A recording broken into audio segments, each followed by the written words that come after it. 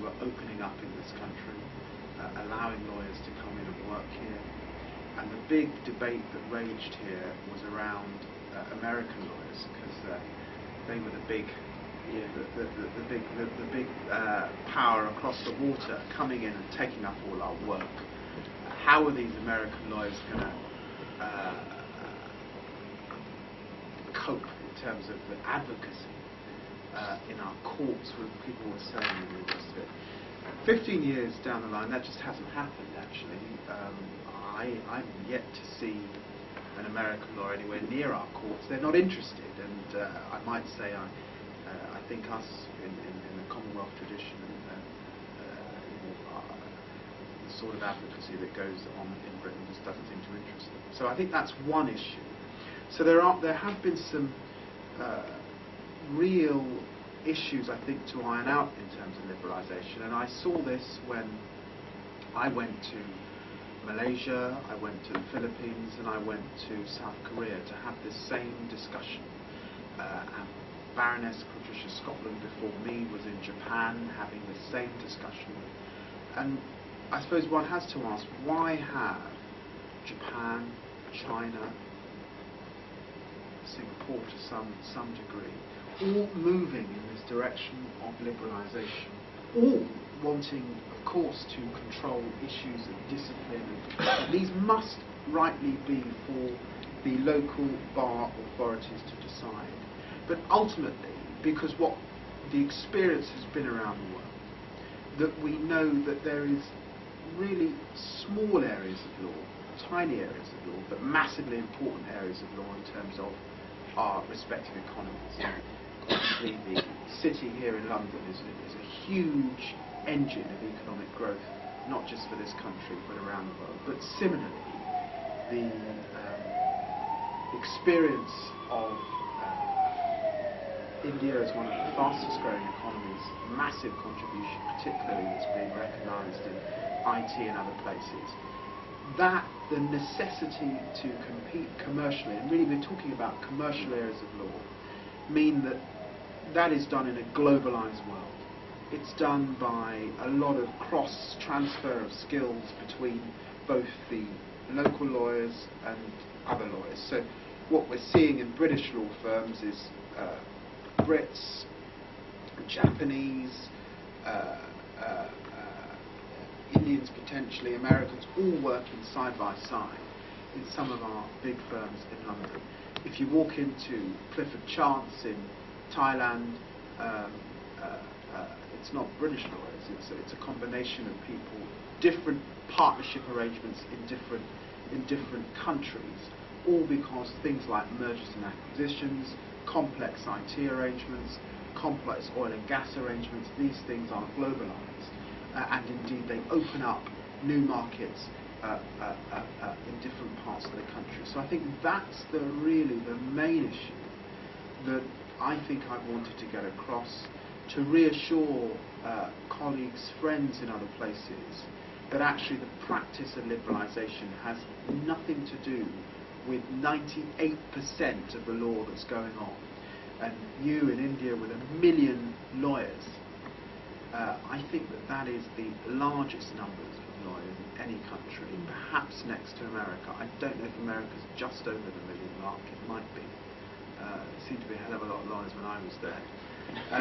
But clearly, a huge number of lawyers making a huge contribution to access to justice on behalf of the Indian population, and much of that actually not coming anywhere near this discussion, because this discussion is a commercial discussion around the economy and that cross-transfer of skills. So I'm very much looking forward to taking that forward with yourselves and others when I come to India, beginning to discuss with you what shape and rules might frame that, because you are going to want to say, well, look, this would work for us, but this wouldn't. That there are certain provisions and rules that we want to guarantee, and beginning to penetrate some of the concerns that local practitioners would have. I was delighted, though, in some of the visits and experiences that I had as I said, in Korea, which is keen to be a hub and an engine in that part of the world. In Malaysia, that I know is linking up and has the capacity to work with many, many neighbouring countries. But clearly for us, India has a historic relationship with this country. I might say, I confess, I know you're not going to believe me, but my parents are from Guyana, and my great-grandmother was Indian. And you can't tell now. If my sister was here, you would be able to tell, but it is true. So there is some connection, but clearly this country's relationship with India goes back a very, very long way indeed. And I hope that not just the mutual workings we've had with our Indians at court, constantly working together, producing barristers that have then gone back to India. And I remember I was at SOAS in London, and many of you know SOAS and know that Indian friends that have passed through SOAS and the University of London. We will be discussing, and I am pointing out the problem of visas. That also, once we are going for opening of the gates of the lawyers to everywhere, we have to think that once if we are having the understanding, we say yes, lawyers can practice. But suppose the British solicitor, when he applies for visa, then if he is denied the visa by Indian mission, then it will be very problemsome. So we have to open the doors for the solicitors and the advocates, barristers, that they can easily, because this profession is as such, we don't know when my client wants my presence in UK, or when a British investor wants the presence of his solicitor in India. If this, even if we agree, this will be of no use, because the client will be actually nowhere, because he has engaged a consul in UK and he is supposed to fly immediately, but he is not having authority to enter India. So the client, he has given the brief to his trusted lawyer, but he can't come. He can't visit India. Likewise, Indian lawyer will be not in position to immediately rush to England.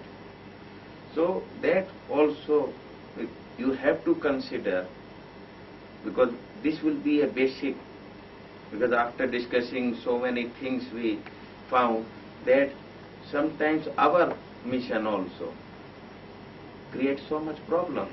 I was told by some lawyers that Indian mission, forget about UK mission. So they are also sometimes create problems. So we have to come to some understanding that on what terms and conditions visas should be provided to the lawyers from both the countries, which will help our clients, which will help the investors. It should not be that somebody has engaged some solicitor and he is free because he has engaged, he has handed over the brief, and he has not engaged any other counsel in India, and he is helpless because he can't come to India and look after the affairs. So we are so much thankful to the Honorable Minister, and I will be officially also sending a request to the Honorable Minister from Delhi and we will have a joint, this press conference also we will arrange there. So whatever date you finalize, I am hopeful that you will provide this opportunity, that opportunity to have a reception for a personality of your stature. who has so much love and affection for India.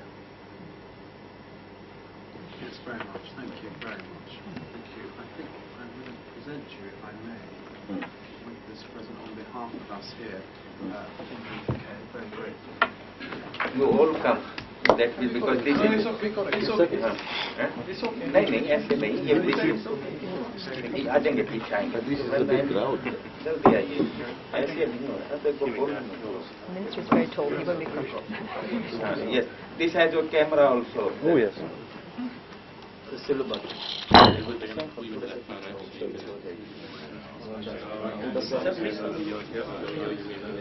Regina, yeah. Go on, you got to do it again.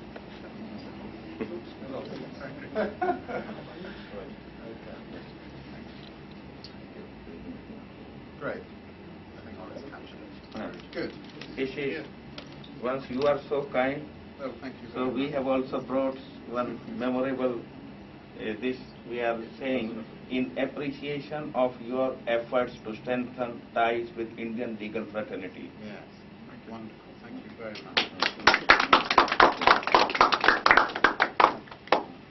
You know, I'll have to declare this because we'll say that Hmm? Good, thank you very much. Thank you. Nothing to There's a small token of love and affection Thank you. for you. Thank you. Great. In India, we have an impression in India that if there is a minister, he has to be very old. Like we have I got know, old well I ministers. think that's exists, Old, like we that, have very exists, old prime that ministers. exists around the world. There are some countries, in fact, Guyana, which I mentioned to you, has a very young leader now. So I mean, Now Indian Parliament is full of young leaders. Really? Rahul Gandhi. Yes, and of all, course. Lot of MPs in their 30s. who are Yeah. who are from 25 to 35. Oh, 25. Yeah. 25 is the minimum age. And who will ultimately rise to the highest position. right, yes. Yeah, not only simple Yes. member of lower house or the upper house who has the capability or they are from such background Yeah. that And you think that's a good thing?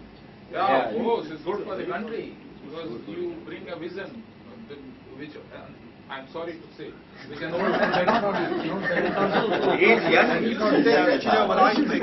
Do you know what I think? That is ugly. Do you know what No, I think? I'm saying because there is like I have a kid, I have kids, they will have definitely a better vision which I have. There is a generation gap. Always. When I was working in California, it was the time of the dot-com explosion. And what I saw there from these companies like Microsoft and some of the law firms there, Wilson and Senior big law firm, was actually it's the combination of young and old working together side by side. And you get that engine that creates dynamism. I think. I think it's a very nice experience in the knowledge. Yeah. Bound to produce results. Yeah. Good. Now they are doing it. So we're grateful. I can't wait. Can't wait. Thank you. Good. See you again. Thank you very much. Thank you. Right time you rush to the Parliament and participated in the discussion of the bill and then... Well, I know, they come back. Great. So thank you. At that time. Now today, the university has moved on, and there are now 19 colleges in the university, and there are also 11 institutes. And probably, being lawyers, the institute that will probably be of most interest to you is the Institute of Advanced Legal Studies. Now, the university as a whole is a very important and very large university. Just within these colleges, there's something like 120,000 students being taught. But it's a very important university because it was the first university to do quite a lot of things. It was the first university, certainly in the UK. So you can record This still one also. Do you want to actually, so is it you sort of move it? It's not just a snap you take. we'll take a snap as well. I just record this. Okay.